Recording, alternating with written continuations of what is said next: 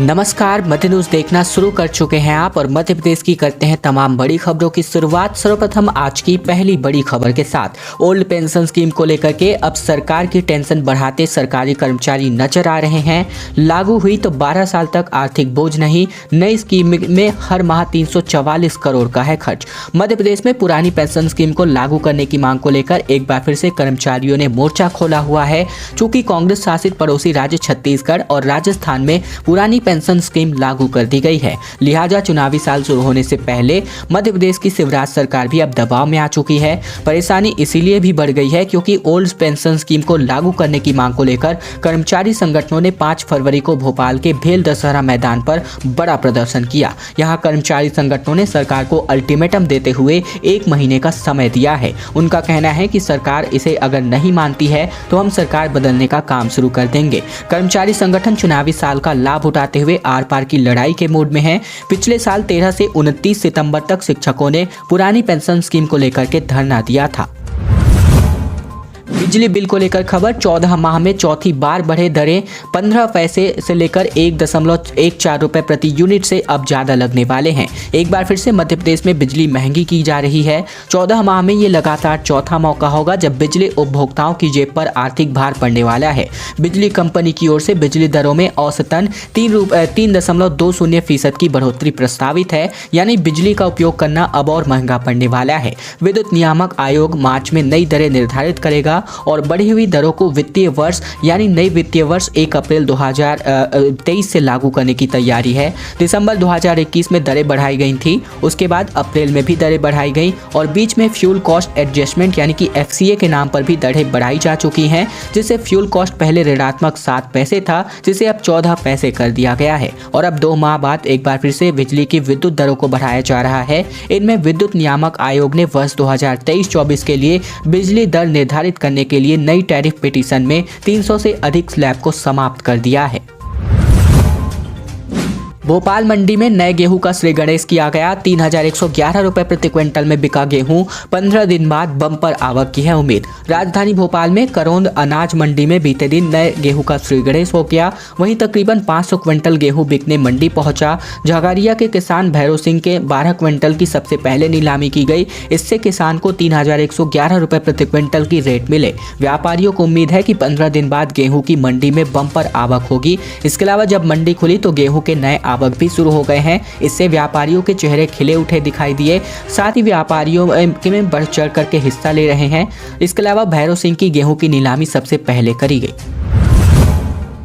System की मनमर्जी सामने आ रही है। PMGSY यानी कि प्रधानमंत्री ग्राम सड़क योजना की 200 सड़कें PWD ने नहीं ली। RRDA द्वारा गांवों में बनाई जाएंगी ये सड़कें अब MDR का हिस्सा है। दरअसल प्रधानमंत्री ग्राम सड़क योजना के पहले चरण में मध्य प्रदेश में जो सड़कें बनाई जानी प्रस्तावित थी और अब उनका विस्तार हो चुका है और वे सभी जिला के मुख्य सड़कों से जुड़ चुकी हैं, लेकिन इसकी मरम्मत नहीं हो पा रही है। मरम्मत कौन करेगा, इसका जवाब 2 विभागों की मनमर्जी में उलझ चुका है। दरअसल योजना के 2000 किलोमीटर लंबी 200 से भी ज्यादा सड़कें हैं जिनका निर्माण प्रधानमंत्री ग्राम सड़क योजना के पहले चरण में हुआ था और इसमें 100% पैसा केंद्र सरकार ने दिया था। दूसरे और तीसरे चरण में इन्हीं सड़कों में कुछ और गांव की नई सड़कें जुड़ गईं। इससे पहले चरण वाली सड़कें मेजर डिस्ट्रिक्ट रोड यानी कि MDR का हिस्सा बन गई। Madhya Pradesh rural development authority यानी कि RRDA ने MDR घोषित हो चुकी सड़कों को सरेंडर करते हुए राज्य शासन को सौंप दिया और अब प्रदेश में MDR की मरम्मत का जिम्मा लोक निर्माण विभाग यानी कि PWD के पास है,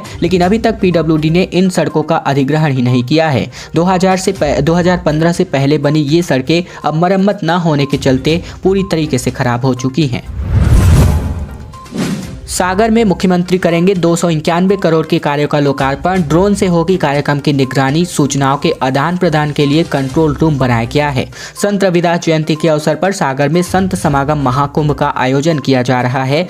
कार्यक्रम की तैयारियों की सहकारिता एवं जिले के प्रभारी मंत्री डॉक्टर अरविंद सिंह भदौरिया ने समीक्षा की। 8 फरवरी को कार्यक्रम में मुख्यमंत्री शिवराज सिंह चौहान सागर आएंगे। उन्होंने समीक्षा करते हुए बताया कि मुख्यमंत्री चौहान कार्यक्रम में तकरीबन 291 करोड़ रुपए रुपए के विकास कार्यों का लोकार्पण और शिलान्यास करेंगे। प्रभारी मंत्री डॉक्टर भदौरिया ने कहा कि महाकुंभ के लिए सभी आवश्यक व्यवस्थाएं सुनिश्चित की जाए, जिससे कुंभ में आने वाले लोगों को कोई भी असुविधाएं न हो। महाकुंभ में आने वाले सभी लोगों के लिए भोजन, पानी, नाश्ता की व्यवस्था कराई जाए। महाकुंभ स्थल पर सुरक्षा के मद्देनजर ड्रोन से निगरानी करने की भी व्यवस्थाओं का जायजा लिया गया। खबरों में आगे बढ़े उससे पहले अगर आप मध्य प्रदेश के हैं, मध्य प्रदेश के रोजाना समाचार ठीक इसी प्रकार देखना चाहते हैं तो नीचे लाल कलर का सब्सक्राइब बटन दिया है, जिसे दबाकर आपको चैनल को सब्सक्राइब करना है, ताकि प्रतिदिन की महत्वपूर्ण खबरें, मध्य प्रदेश समाचार बिना रुकावट रोजाना हम आप तक पहुंचा सकें। रात 10 बजे से सुबह 8 बजे तक लाउड स्पीकर पर बैन लगा दिया गया है। कलेक्टर ने इसके लिए आदेश जारी किया है। 6 फरवरी से जिले में ये आदेश अब लागू हो चुका है।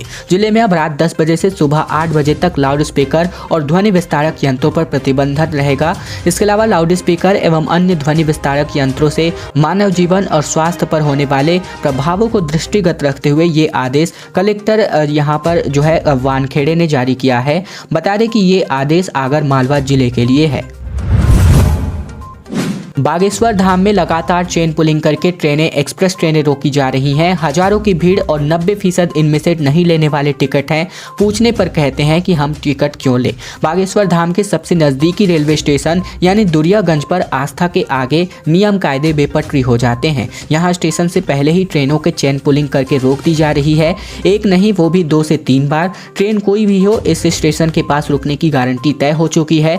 जिन ट्रेनों का यहाँ पर स्टेशन पर स्टॉपेज है, उन्हें भी 500 मीटर पहले बागेश्वर धाम पर रोड पुल पर जंजीर खींच करके रोक दिया जाता है। इतना ही नहीं, रेलवे के इस रूट पर हर दिन तकरीबन 90% यात्री डंके की चोट पर बेटिकट यात्रा करते हैं। रेलवे प्रशासन से लेकर के आरपीएफ और जीआरपी जवान बेबस हैं। टिकट का पूछने पर लोगों पर पलटवार जवाब आता है कि हम क्यों ले। महाकाल को रिकॉर्ड स्तर पर 46 करोड़ 51 लाख रुपए का दान इस साल हुआ। 2021 में 22 करोड़ 50 लाख रुपए का दान आया था। महाकाल लोक के बाद इस वर्ष दोगुना हुआ है दान। दरअसल उज्जैन में महाकाल लोक के लोकार्पण के बाद महाकाल का खजाना खूब भरा हुआ है। जितना दान पिछले साल भर में नहीं आया, उससे ज्यादा तो 3 महीनों में आ चुका है। जानकर हैरानी होगी कि साल 2021 की तुलना में साल 2022 में दोगुना से ज्यादा दान आया हुआ है। इसका सबसे बड़ा कारण महाकाल लोक के लोकार्पण के बाद से भक्तों की संख्या में बढ़ोतरी है। वीकेंड में तो ये संख्या 3 गुनी हो जा रही है। 300 करोड़ का बनने वाला है कन्वेंशन सेंटर। मुख्यमंत्री ने की है घोषणा। 26 दिनों बाद ही सुपर कॉरिडोर की जमीन फाइनल हो चुकी है।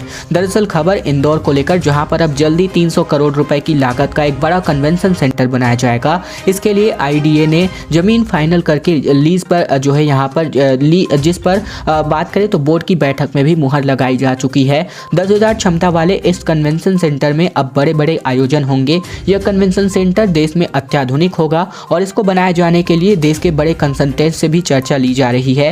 3 माह में इसकी डिजाइन, टेंडर आदि की प्रक्रिया पूरी कर ली गई है। भोपाल में धर्म परिवर्तन कराने को लेकर हंगामा हो गया। आदिवासियों को लालच देकर के ईसाई बनाने का है आरोप। एफआईआर दर्ज की गई है। रातीबड़ इलाके में ग्राम केकड़िया में आदिवासियों को लालच देकर ईसाई धर्म अपनाने के आने दबाव के बनाने के मामले में पुलिस ने 3 लोगों के खिलाफ केस दर्ज किया है। ग्राम पंचायत सरपंच की शिकायत पर एफआईआर की गई है। बता दें कि बीती रात को धर्म परिवर्तन का विरोध करने पहुंचे हिंदू टाइगर फोर्स के सदस्यों के साथ ईसाई धर्म प्रचारकों की झूमाझटकी हो गई थी और घटना की जानकारी लगने के बाद मौके पर पहुंची पुलिस ने मामला शांत कराकर संदिग्धों को थाने ले जाकर के पहुंची हुई थी। हिंदू टाइगर फोर्स के प्रदेश अध्यक्ष देवेंद्र सिंह तोमर ने आरोप लगाया है कि ग्राम केकड़िया आदिवासी बाहुल्य गांव है और यहां ईसाई धर्म प्रचारक लंबे समय से आदिवासियों को लालच देकर धर्म परिवर्तन करा रहे हैं। नगर निगम को लेकर के खबर है, जहां पर नगर निगम अब ग्रीन बॉन्ड जारी करेगा। निवेशकों से यहां पर मेयर ने मुलाकात की है। दरअसल हर साल इंदौर तक पानी पहुंचाने के लिए तकरीबन 150 करोड़ रुपए बिजली बिल नगर निगम को चुकाने पड़ते हैं, जिसको लेकर देश में स्वच्छता के एक ब्रांड के रूप में स्थापित हो चुके इंदौर नगर निगम ने ग्रीन बॉन्ड जारी करने की प्रक्रिया तेज कर दी है। नगर निगम सौर ऊर्जा संयंत्र के लिए ग्रीन बॉन्ड जारी करने जा रहा है। बॉन्ड के जरिए जलूद जल संयंत्र पर तकरीबन 286 करोड़ की की लागत से सौर ऊर्जा संयंत्र लगाया जाएगा। इससे पैदा होने वाली सौर ऊर्जा से संयंत्र के पंप चलेंगे और पहाड़ों को लांघ कर नर्मदा का पानी इंदौर पहुंचाया जाएगा। अभी इस काम के लिए हर माह बिजली बिल का भारी भरकम बिल चुकाना पड़ता है। ग्रीन बॉन्ड की लिस्टिंग से पहले इंदौर के मेयर पुष्पमित्र भार्गव मुंबई पहुंचे। उन्होंने निवेशकों से मुलाकात की है और उन्हें ग्रीन बॉन्ड खरीदने के लिए आमंत्रित भी किया है।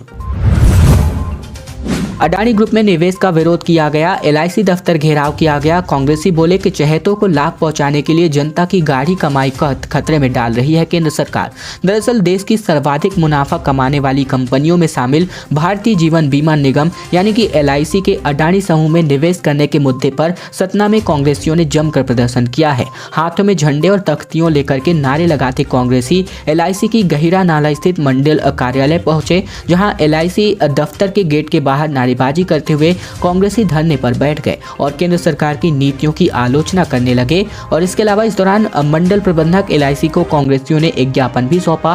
कांग्रेसियों का कहना है कि यहाँ पर कांग्रेस कभी भी किसी खास कॉरपोरेट घराने के विरोध में नहीं रही है, लेकिन क्रोनी कैपिटलिज्म और चुनिंदा अरबपतियों उद्योगपतियों के लिए नियम बदलने वाली सरकारी कोशिशों के खिलाफ है। मुख्यमंत्री के नाम ज्ञापन सौंपा गया, जहां मध्य प्रदेश गौ सेवक संघ ने रखी मांग। कहा सरकार ने अगर जल्द नहीं लिया ठोस निर्णय तो प्रदेश स्तर पर करेंगे भूख हड़ताल। दरअसल प्रशिक्षित गौ सेवकों की समस्याओं के निराकरण को लेकर मध्य प्रदेश गौ सेवक संघ जिला इकाई ने मुख्यमंत्री शिवराज सिंह चौहान के नाम ज्ञापन सौंपा है। बीते दिन सौंपे गए ज्ञापन में संघ ने अपनी 4 सूत्री मांगों को लेकर शामिल किया है। मांगों के निराकरण को जल्द से जल्द कराए जाने की बात कही गई है। उन्होंने चेताया है कि अगर हमारी मांगों पर सरकार कोई ठोस निर्णय नहीं लेती है तो संघ प्रदेश स्तर पर भूख हड़ताल करेगा। इसके अलावा बात करें तो मध्य प्रदेश में 1995-96 से प्रत्येक पंचायत स्तर पर मध्य प्रदेश शासन ने पशुपालन विभाग में गौ सेवकों को 6 माह का प्रशिक्षण और कुक्कुट पालन के लिए 1 माह जबकि 3 मासिक गर्भाधान प्रशिक्षण दिलाया था। खैर दोस्तों, अब आज की खबरों का सिलसिला बस यहीं तक का था। अगर आपको यह वीडियो पसंद आए तो वीडियो को लाइक कीजिएगा। चैनल पर नए हैं तो चैनल को सब्सक्राइब करना मत भूलेगा, ताकि प्रतिदिन की महत्वपूर्ण खबरें मध्य प्रदेश समाचार हम आप तक रोजाना पहुंचा सके।